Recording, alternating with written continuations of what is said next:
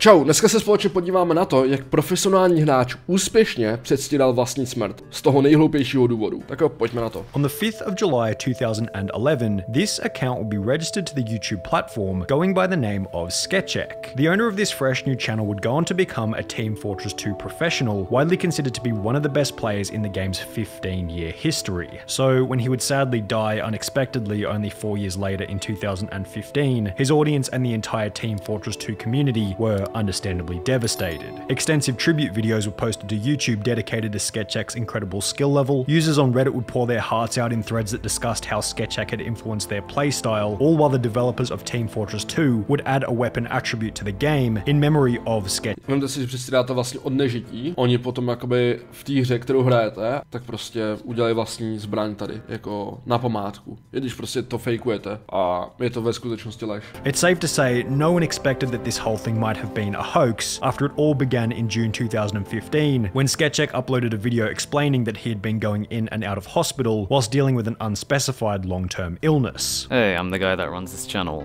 Most of you probably know me as Sketchek.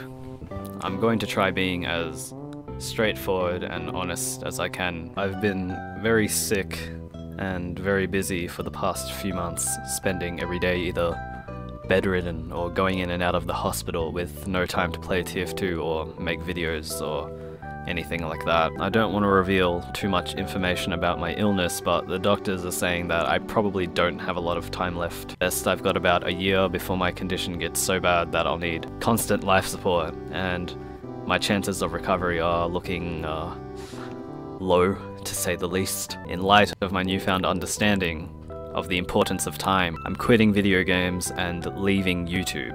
Ono u tohohle už je jako velký red flag to, že vlastně nespecifikoval tu nemoc. Ale zase na druhou stranu jako chápu, pokud tady celou dobu nevystupoval jako pod svým pravým jménem, nevystupoval se svým obličejem. Původně to vypadalo tak, že to nechtěl zveřejňovat na základě toho, že nechtěl sdílet moc jako private informací, ale je to prostě takový red flag, jo, protože já bych řekl, že spousta jako těch tvůrců, kteří v minulosti už známe několik tvůrců, kteří si procházeli nějakou závažnou nemocí a mluvili o tom otevřeně, nebo když byli připraveni o tom mluvit, tak o tom mluvili otevřeně a mluvili i o té dané nemoci. Takže už tady možná někomu mohlo přijít divný, že o tom jako nemluví, ale na druhou stranu je to jakoby, kdyby to byla pravda, tak to může být velmi nepříjemná informace, která prostě ty lidi může velmi zasáhnout, nebo celkově jako může to být problém, kdyby se v tom lidi začali šťourat, že jo. On tohle to nespecifikoval ne z toho důvodu, že by prostě nechtěl, aby se o tom nějak jako bavili a aby šťoural nějaký jako soukromý věci, ale kvůli tomu, že prostě to nechtěl specifikovat, aby mohl dál lhát a prostě bylo to pro ně jednodušší, že jo, což jako je děsivý. Prior to uploading this video, Sketchek had racked up 12,000 subscribers on his channel. And while this didn't make him the biggest YouTuber on the platform, as mentioned previously, he was extremely well known within the Team Fortress 2 niche, specifically as a professional pyro player with over 8,000 hours of playtime across a 6-year period. In comments, he was referenced as God of all pyros, the best. Tady tyhle si blázni, co tam mají nahráno tisíce hodin na TFku, jako já to chápu. TFko byla dobrá hra, teda do té doby, dokud nevyšel Overwatch. Ale vím, že tam nedávno vyšel nějaký update a znovu to hitlo i největší hráčský pík. Pyro in the world and the only pyro main I could respect, which is why no one suspected anything in the beginning. He was respected, his channel was growing, and why would he want to quit the game out of the blue if he was one of the best in the world? Under the assumption that this life-threatening illness was real, the video would be shared to Reddit, receiving over 1,400 upvotes on a post titled "Sketchek is leaving YouTube from what is most probably a terminal illness," which was met with a high level of support from the community at large. Terminal illness is extremely saddening. I don't know how people deal with it. I mean, man, I wish Sketchek all the best. There's really a slim chance, but I really hope Sketchek can somehow recover.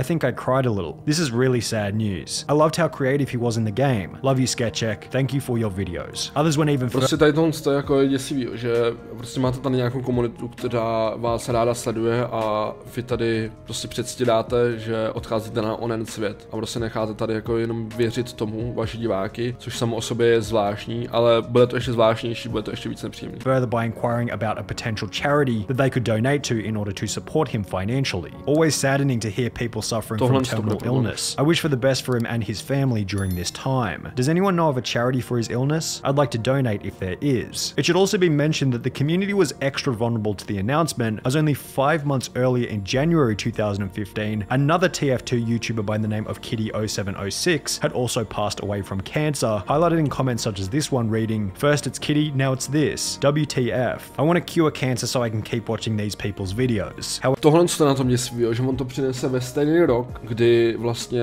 už odešel jeden z dalších jako lidí, kterého lidi hodně znali z té komunity, takže nikomu jakoby nepřišlo ani zvláštně, jakoby, že něco takového se děje, protože prostě vždycky, když jako sledujete nějakého třeba tvůrce, který se něčím takovým prochází, a nebo po případě prostě to nezvládne, tak vás hitne takový ten moment té reality, kdy si řeknete, jo, tady s tím člověkem jste tady prožil nějaký své dětství, jste třeba rádi sledovali jeho videa, nebo tak něco, a najednou on si tady prochází něčím, jako co je vážně nepříjemný a třeba to nezvládne. Tak to jako dokáže ty diváky hodně zasáhnout, protože prostě to jsou často hodiny a hodiny jako contentu a prostě fakt jako je to něco jak seriál, jako vnímáte ten charakter, který se nějakým způsobem buduje, a potom jako když najednou něco takového přijde, tak prostě to spoustu lidí hitne, takže už jenom stavět ti diváky do tady tohohle z toho momentu, kdy si myslí, že vám je zle a chcou vám ještě pomoct a necháte si od nich pomoct, tak to jako je potom jako velký problém. However, while most were incredibly supportive, the more cynical and in retrospect the wiser amongst those in the comment section seemed a little more skeptical about this illness that he was Mně going to přijde prostě nehumální tady on about. We'd have to know the discussing the news with a mixed yet mostly positive response, his health continued to deteriorate, or so he claimed. It was a little suspicious that after the initial announcement stating that he didn't have much longer to live, he continued to upload TF2 videos as if nothing had ever happened. However, each video was pretty short in length and wouldn't have been super labor intensive to produce, so it was certainly possible that he could have continued to make content whilst also being incredibly sick. The other thing that was notably bizarre was that shortly after announcing his illness, it became possible to support SketchX's channel as long as you donated using yen, the Japanese currency. English was clearly his first language spoken in a relatively strong Australian accent, therefore what was the deal with his support currency being in Japanese? Was he living there or something? At this point it was insignificant, but later it would become a vital piece of information. However, equally vital was SketchX's next announcement, being that he had become so sick he was unable to make videos or even play TF2 at all. The announcement would come in a video titled Closure, uploaded 6 months after he'd first enlightened his audience about his terminal illness, this time discussing how much worse it had become.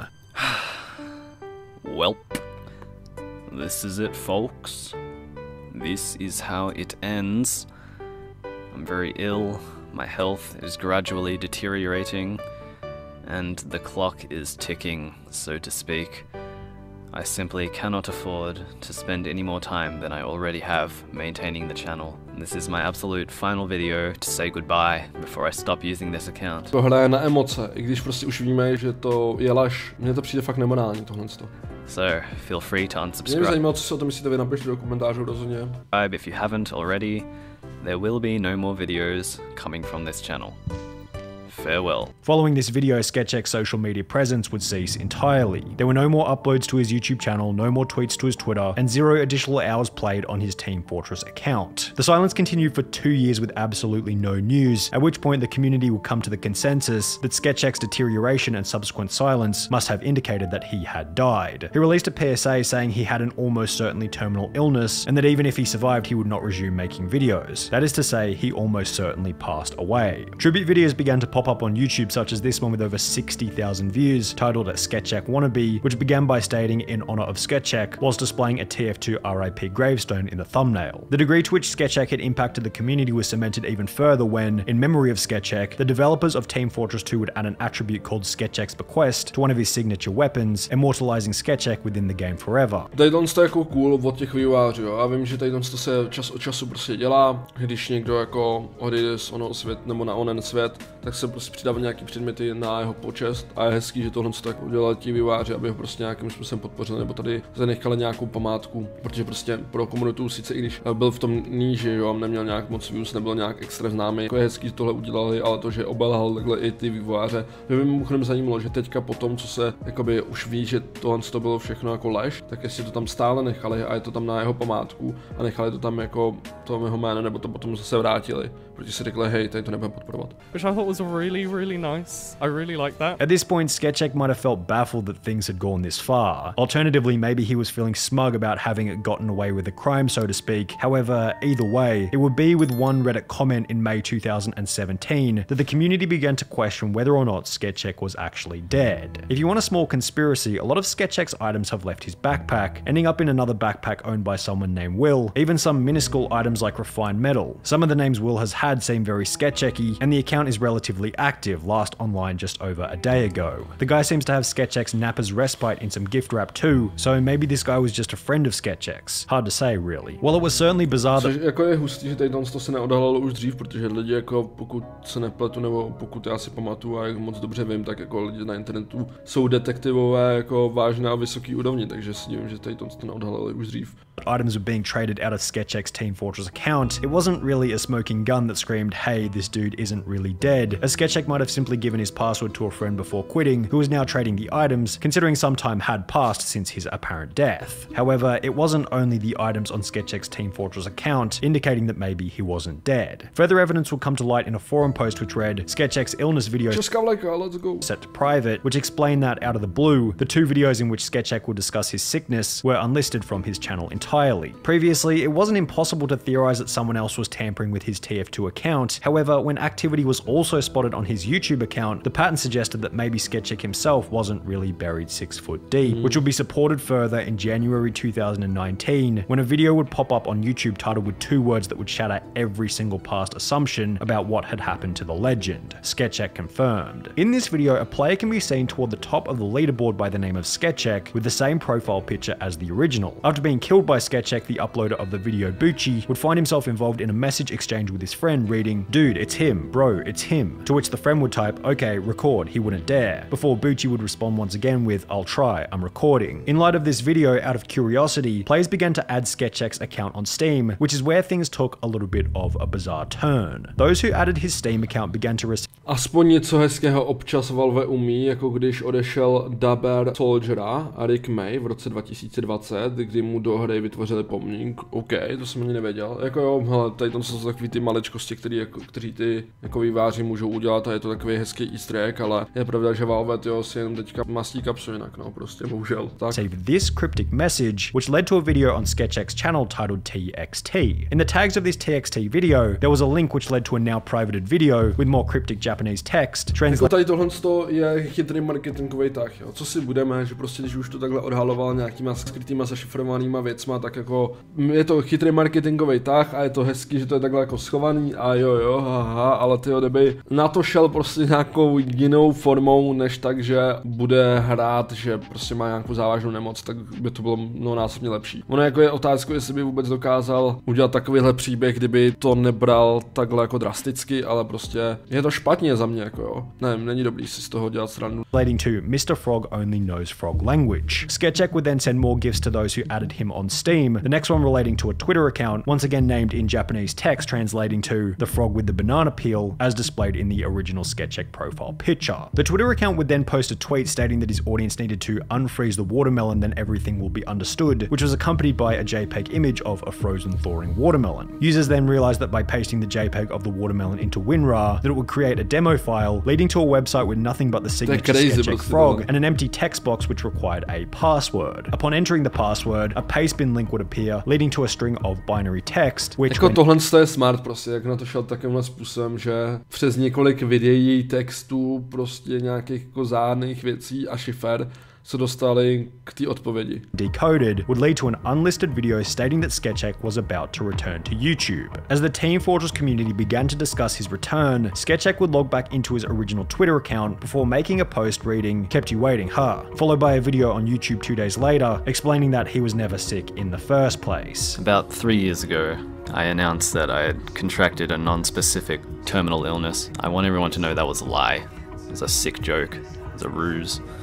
I was never ill, not even a little bit. He'd then gone to explain the motive behind faking his own death. I was in Japan for an extended period of time. When I was in Japan, I had a really good time, and somewhere along the way, I came to the conclusion that video games had ruined my life. And that was when I decided to shut down the channel. But I also wanted to go out with a bang, I guess you could say. And then I came up with the idea of faking my death, because I knew that would draw a lot of attention. Before coming to the Což jako se stalo, jako ono to přivedlo hodně pozornosti. Mě by fakt jako zajímal váš názor, protože ono na jednu stránku jako zní to jak nějakého sci-fi filmu, jo, kde prostě tady někdo předstírá vlastní odnežití a najednou se prostě třeba přestěhuje do jiné země a potom tady přijde s nějakým velkolepým návratem a tak dále. Ale mě tam prostě přijde fakt jako nemorální například ta podpora toho kanálu finanční. I když tam prostě nějak nevyžadovali, i když tam prostě lidi jakoby to mohli poslat v podstatě dobrovolně, tak je možný, že by prostě pokud tam někdo poslal ty peníze, tak jako mohlo to být třeba pár stovek, pár tisíc dolarů, ale i tak prostě to docela dost, že jo.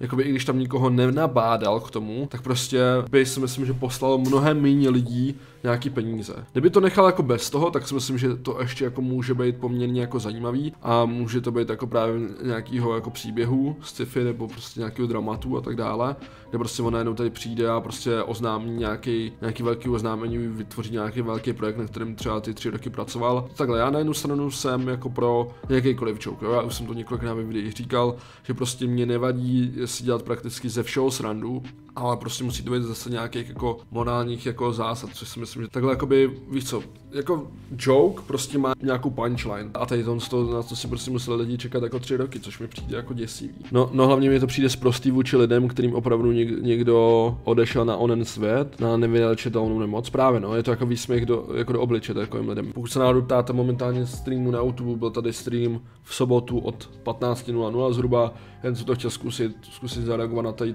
to video právě v anglicky, když to jsou české titulky, takže někdy možná budou další streamy, jak někdy dodažte, většinou v sobotu to bude tady to streamu každopádně, ale jo, souhlasím s tím jako pointem, prostě je to výsměch těm lidem, ještě k tomu jakoby i v podstatě výsměch k tomu Kittymu, nebo jak se jmenovalo, který je vlastně nějakých 5-6 měsíců předtím, než on nahrál to první video, kde to oznámil, že má nevylečitelnou nemoc, tak on prostě jako odešel na onen svět a je to výsměch takovým lidem, bohužel. No. Já si myslím, že by to musel trochu víc promyslet, tak aby to dávalo smysl, víte co? Nevím jak teďka, nedokážu si to momentálně vybavit, ale kdyby to jako promyslel tak, aby to bylo nějakým způsobem, aby to dávalo smysl a nebylo to prostě nějakou jako nemocí, nebo bylo to prostě najednou, že cut a něco se prostě tady stane, bylo tam série nějakých videí a najednou prostě potom to lidi dovede k tomu, že prostě asi jako to nezvládlo nebo něco takového, tak jako možná s tím jako lidi budou víc v pohodě. Pokud se nepletu, tak já jsem pár měsíců dozadu jsem dělal video o youtuberovi, který byl unešen a ono se pak zjistilo, pokud se nepletu, to jako jsem si už